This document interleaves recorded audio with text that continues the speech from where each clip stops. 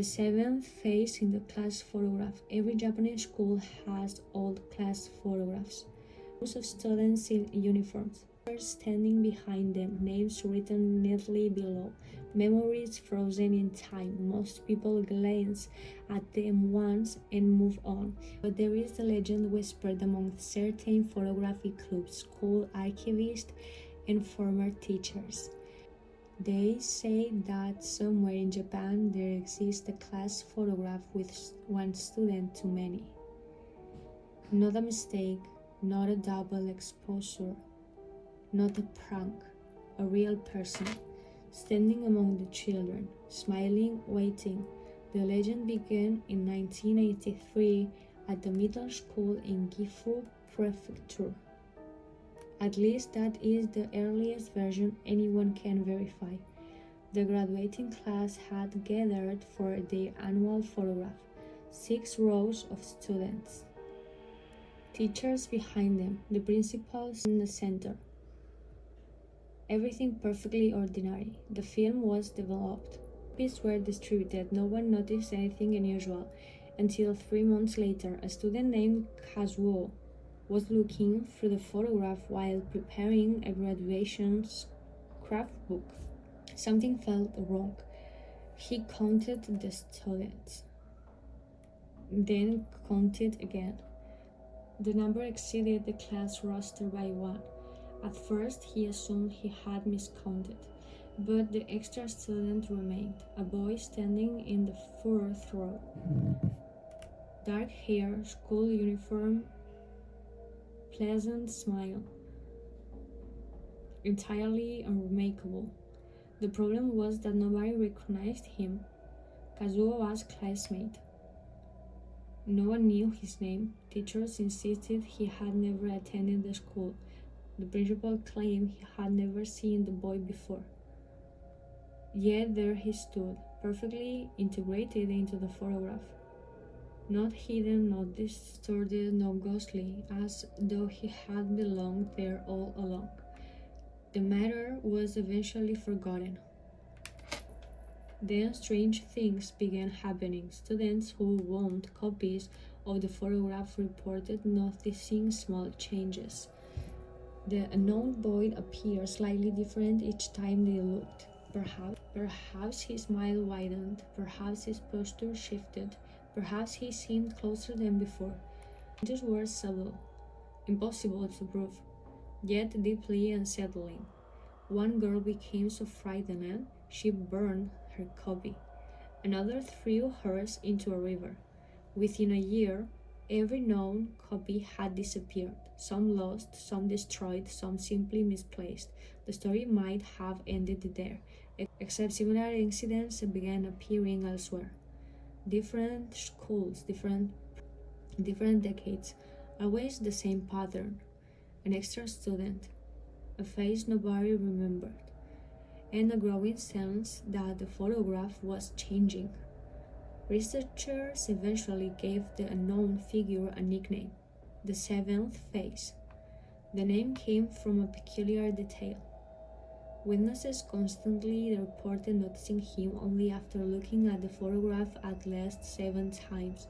Never the first, never the second, always later, as though recognition itself triggered something. Most dismissed the phenomenon as coincidence until Professor Naoki Ishibashi became involved. A specialist in visual perception at Tokyo University, Ishibashi was fascinated by unusual cases involving memory. He spent years tracking reports of anomalous photographs. His colleagues mocked him. His students joked about her project, and yet he continued. Eventually, he gathered 27 separate accounts spanning nearly 40 years. Similarities were impossible to ignore. Every witness described the same experience. The first 6 viewings appeared normal. On the 7th, the extra student became visible. Once seen, he could never be unseen. Ishibashi decided to test the phenomenon. After months of searching, he located an original photograph connected to one of the reported incidents. The image came from a high school scheduled for demolition. An elderly teacher had preserved it in storage. The photograph contained 36 students, exactly matching school records. No anomalies, nothing unusual. Ishibashi photographed the image and began documenting his observations. First viewing normal, second normal, third normal. The process felt ridiculous, but the sixth viewing he was convinced the legend was nonsense. Then came the seventh. At first he noticed nothing, then his eyes drifted toward the back row. A student stood near the edge of the group, a young man wearing the correct uniform, perfect, ordinary, except Ishibashi was certain he had not been there before. His immediate assumption was that fatigue had affected his perception.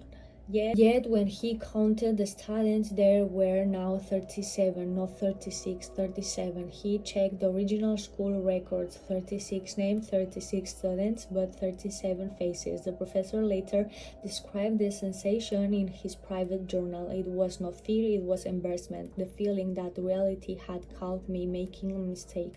Over the following weeks, he continued studying the image. The changes became increasingly difficult to ignore. The unknown student seemed clearer, sharper, more noticeable. Once overlooked, he now drew attention immediately. Even stranger, Ishibashi began noticing him elsewhere. In reflections, crowd photographs, television broadcasts, always in the background, always smiling faintly, never close, never directly interacting with anyone, simply present, watching. The professor became obsessed. His colleagues reported drastic personality changes. He stopped teaching, stopped answering messages, stopped leaving his apartment except to purchase film and photograph supplies. Months later, a graduate student visited him unexpectedly. Apartment walls were covered in photographs, thousands of them, school pictures, family portraits, newspaper images. Every photograph contained circles drawn in red marker. Every circle highlighted the same face, the same smiling student. The graduate student asked the obvious question, "Who is he?" According to her testimony, Hishibashi responded immediately, asking that is how he gets closer. Those were the last coherent words anyone heard from him. The professor disappeared. 2 weeks later, his apartment was found empty, no signs of struggle, no farewell notes. Nothing, only photographs, thousands of photographs. Investigators destroyed most of the collection. Some were archived. A few vanished during transport. Naturally, this only strengthened the legend. Internet forums became fascinated. People began hunting the seventh face. Some claimed to find him. Others fabricated images for attention. The story spread, mutated, evolved. Yet a handful of details remain surprisingly consistent. The face is always male, always appears between the age of 15 and 17. Always wears clothing appropriate to the photograph, always smiles, and most importantly, he is never looking at the camera, at least initially. The detail led to the most disturbing version of the legend. According to online folklore, the seventh phase progresses through stages. First, he appears, then he becomes easier to notice, then he appears in other photographs. Eventually, he begins looking toward the camera. Once that happens, witnesses report hearing their names spoken in crowded places, seeing movement in reflective surface, feeling watched while alone. A verified case exists beyond this point because, according to the legend, nobody continues documenting the phenomenon afterward. They simply disappear from the story. A final incident occurred in 2021. A photography student uploaded a video analyzing a supposedly cursed class photograph. The video gained little attention, only a few hundred views. Yet viewers noticed something odd. At the beginnings of the recording, the photograph appeared normal. Near the end, an extra student seemed visible in the back row. Commenters debated whether it was editing, compression, artifacts. Left off the discussion. 3 days later, she deleted the video. A week later, she deleted her account. Months afterward, someone claiming to know her posted a brief message, just one sentence. She said he finally looked at the camera. Whether any of these stories are true remains unknown.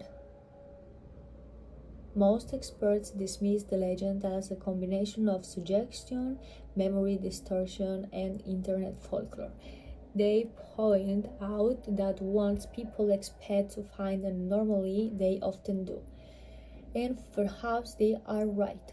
After all, no verified photograph containing the seventh face had ever been publicly produced. No evidence survives scrutiny, no proofs exist, yet teachers still tell students a peculiar piece of advice whenever all photographs are achieved. Count the faces once, count them twice if necessary, but never keep counting, because if you look long enough, eventually every photograph begins to feel crowded.